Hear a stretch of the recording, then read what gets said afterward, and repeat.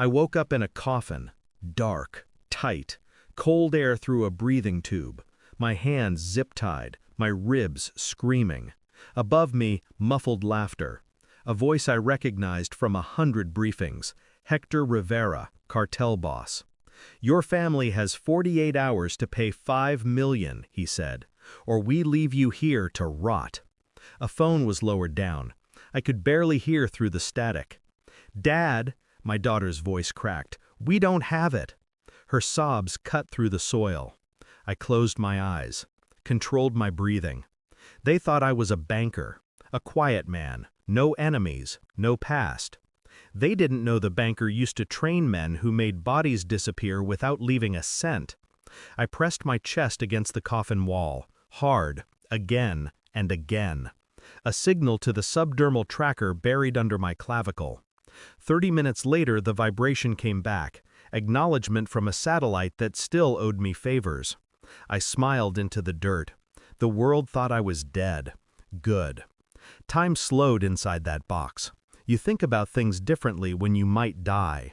Faces, voices, choices. But one thought cut deeper than any knife. How did they find me? I'd built my life in silence. No records, no trails. My wife handled the accounts, the house, the travel. I trusted her. I trusted her too much. In the dark, I replayed the days before the kidnapping. Her sudden concern about my clients, the call she took in the other room, her perfume lingering when she said she was meeting a friend. Little things, ignored things. The men had known my routine perfectly, my route, my car, even my daughter's schedule. No leak from my company, no break-in.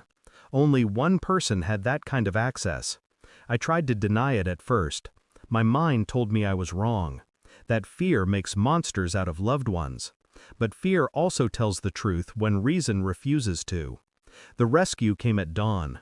The coffin lid cracked open. Light burned my eyes. I gasped like a newborn. 3 men, special ops. The last favor I'd ever call in. "Don't move," one said. "We've got you." But I wasn't the one who needed saving anymore. In the hospital, I stayed silent, played the victim, gave the story the cartel wanted everyone to believe. Random abduction, wrong target, paid ransom, released. My wife cried when she saw me, hugged me too tightly. I felt her heartbeat stutter. Fear, not love. That's how I knew. Over the next week, I did what I've always done best: observe. She took late calls again, locked her phone, flinched whenever my name came up on the news. One night, I heard her whisper, "He wasn't supposed to survive." I stopped breathing for a moment. The man's voice on the line replied, "Then finish it right this time." I stayed awake until morning, calm, still, planning. 3 days later, I found what I needed: hidden folder, encrypted messages, bank transfers, offshore. Her name beside Hector's. She wasn't just involved, she was the reason. The cartel didn't pick me by mistake. She'd sold them my past, the one I buried 10 years ago. Told them I still had access to frozen accounts from the Black Ops days. Money that never existed. She wanted the payday. They wanted revenge. I was just the bridge between them. I walked into the kitchen that night, quiet as a shadow. She sat by the window, glass of wine trembling in her hand. I placed the printed files in front of her. She looked down, then up, her face drained of color. Where did you get these?" "From the same network you sold me to." She started to cry, reaching for me. I didn't think they'd—" I cut her off.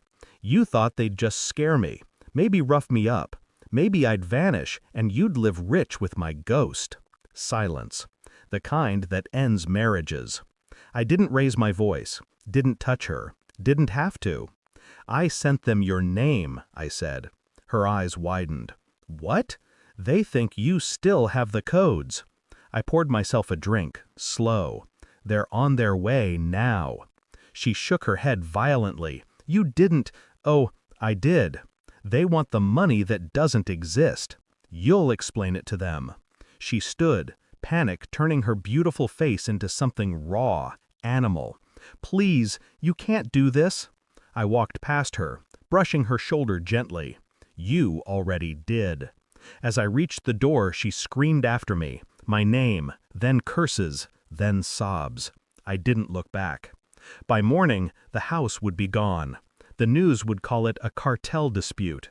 They'd never know it started with a whisper in a coffin. I sat by the river where I first met her 20 years ago.